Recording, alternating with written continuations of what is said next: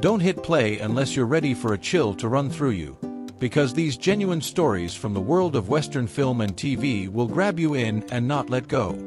I've kept a few names that may surprise you, so stay tuned until the very end. After the movie, there's a quick and easy way we can all celebrate these legends. This isn't rumors. This is a peaceful journey through real-life experiences, courageous labor, and rushed conclusions. Breathe deeply, take a seat, and let's remember them carefully.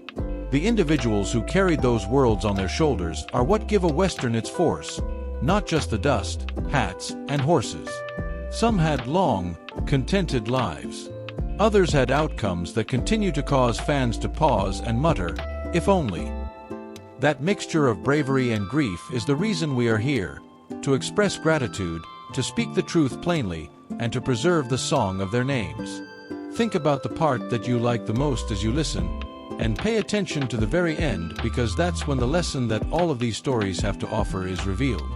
Here is a list of well-known Western celebrities who met untimely ends, presented honestly and with dignity.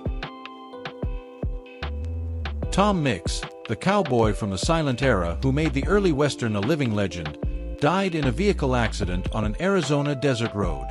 His spirit of adventure helped create the genre, and fans still leave modest souvenirs close to the scene. A hero to a generation of children, Buck Jones perished in the nightclub fire in Coconut Grove. Many claim that he died the way he lived, by putting the needs of others before his own. People who worked with Alan Ladd, the quiet, steady face of Shane, spoke about his gentle kindness and how that same stillness resided inside the character he made famous. Ladd passed away at the age of 50 after accidentally mixing alcohol and medication. Brandon DeWild, the youngster who yelled, "Shane, come back!" in a voice that will never be forgotten, passed away in a vehicle accident at the age of 30, just as a new chapter appeared to be on the horizon. His fleeting spark is still felt whenever that last scene is played. In a jet crash on a foggy mountainside, Audie Murphy, the most decorated American soldier of his war and a trusted Western leader, perished. According to his colleagues, he bore a heavy burden yet gave every role his best. The cool hand from The Magnificent Seven, Steve McQueen, lost a quick battle with cancer in his early 40s. The man who loved motors and wide-open spaces ran out of time before he ran out of grit. After undergoing routine surgery, Dan Blocker, Hoss from Bonanza, the kind giant with a laugh like a warm barn, died unexpectedly from a blood clot. His cast family and the audience, who viewed him as a friend, never fully recovered. The quick-witted, endearing star of Alias Smith and Jones, Peter Dool, died by suicide. His struggles were hidden from his admirers. In hushed tones, his co-star and crew discussed his generosity and the weight of his burden. In his late 50s, Ward Bond, the tough trail boss of Wagon Train, passed away from a heart attack. His straightforward manner helped define the small-screen Western, and without his commanding voice, the set was said to feel empty. Linda Darnell, who was only in her early 40s, died in a house fire while visiting friends. Her last moments still hurt hearts because she had so much more to do. She brought the West a unique blend of glitter and grit. The modest, sensitive co-star of John Wayne in Angel and the Badman, Gail Russell, passed away at a young age after battling alcoholism and anxiety for years. Her soft eyes could convey an entire scenario, and many people wish she had gotten more attention while her beauty was being taken for granted. The ferocious star of The Rebel, Nick Adams, was discovered after consuming too many unanswered questions. His enthusiasm on television made his early demise seem even more acute. Although there is still debate over the circumstances surrounding Natalie Wood's drowning on a late-night boat trip in the desert with John Wayne in The Searchers, most people remember her for her unadulterated, painful talent. For many, it was a shock that ran counter to the serene wisdom he attributed to that role. David Carradine, the nomadic protagonist of the East Meets West television series, Kung Fu, died alone in a hotel in what officials described as a terrible accident. Heath Ledger, who helped bring a new sort of Western heart to the screen in Brokeback Mountain, died from an unintended mix of pharmaceuticals. He was at a pinnacle of skill, and the quiet in his wake still feels heavy. The charming lead in Lancer, James Stacey, had a catastrophic motorbike accident that cost him a fortune. His story is heartbreaking, but courageous, as he persevered and encouraged other people with disabilities to pursue acting. The keen, boyish sibling from The Big Valley, Richard Long, passed away in his 40s due to heart issues. His former sparring and smiling set was too quiet without him. Tyrone Power, who rode the plains as effortlessly as he wielded a sword, passed out while filming and never completed his final image. His blend of strength and grace made his death seem unbelievable. Fans still go to the crossroads because no one forgets that face. James Dean wasn't a cowboy star by trade, but Giant introduced him to the broad western sky, and his fatal car accident while traveling to a race cemented his fame at the age of 24. The man who once said, "Break your horse gently, not by breaking yourself." Robert Taylor, who gave Western leaders a tough, steady edge, passed away from lung cancer in his 40s. He left behind a lesson in self-control and consideration. Buckskin-tough names are too quickly confused with softer ends. The passing of Charles Pete Duell served as a reminder to crews to watch out for one another following extended overnight productions.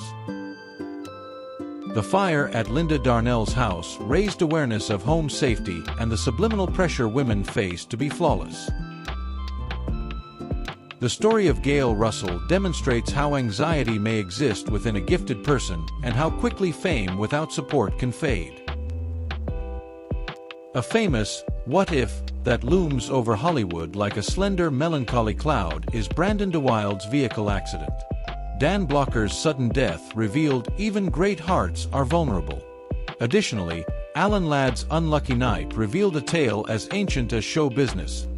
Even the strongest men occasionally want assistance. For a moment, let's commemorate more Western leaders who passed away too soon. Acting was Robert Ryan's oxygen, and he spent his final months on stage before passing away from lung cancer in his early 60s. Ryan was a gruff, reflective figure in adult westerns. The slim gunman from Cat Ballou, Lee Marvin, also left in his early 60s, his illness cut short by a difficult existence. His slow smile continues to haunt the genre. Although John Garfield wasn't well known for his cowboy persona, he carried a lot of weight when he wore one. His early death and problematic heart are more evidence that stress weakens even the strongest people. Before he became well known for his war novels and thrillers, Vic Morrow worked in westerns. His on-set helicopter tragedy rocked the industry, changing safety regulations and probably saving lives. Across the Western map, there are women whose losses continue to hurt. The happiness that Dorothy Malone and her friend Natalie enjoyed on sets is frequently overshadowed by Dorothy's tragic death and transition between soap opera and horseback. Barbara Payton's decline from fame to hardship and early death demonstrates how quickly the system may abandon someone when things are tough. Many people choose to ignore the specifics of Susan Cabot's tragic death. We can only pay tribute to her by stating that she deserved better treatment and a kinder existence.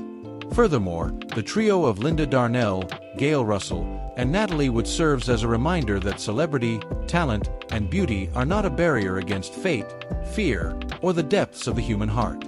Michael Landon is another name that belongs here because, despite the fact that it wasn't a traditional six-gun western, his death taught millions of people who loved him from the prairie a harsh reality. His death from fast-moving cancer in his 50s demonstrated that decent individuals may have just as much of an impact on people's lives as gunfighters. He brought warmth from Bonanza to a new type of frontier family. While we're here, don't forget about Ward Bond, whose face was the trail itself. Wagon Train was silenced due to his unexpected heart attack, but the crew continued in his honor. The lesson from these losses is to fill the void with meaningful activity and secure spaces rather than to fear the end. Thank you, if you're still with me. It indicates that you also find meaning in these names. What is the sum of these tales? First, the Western handed us a code.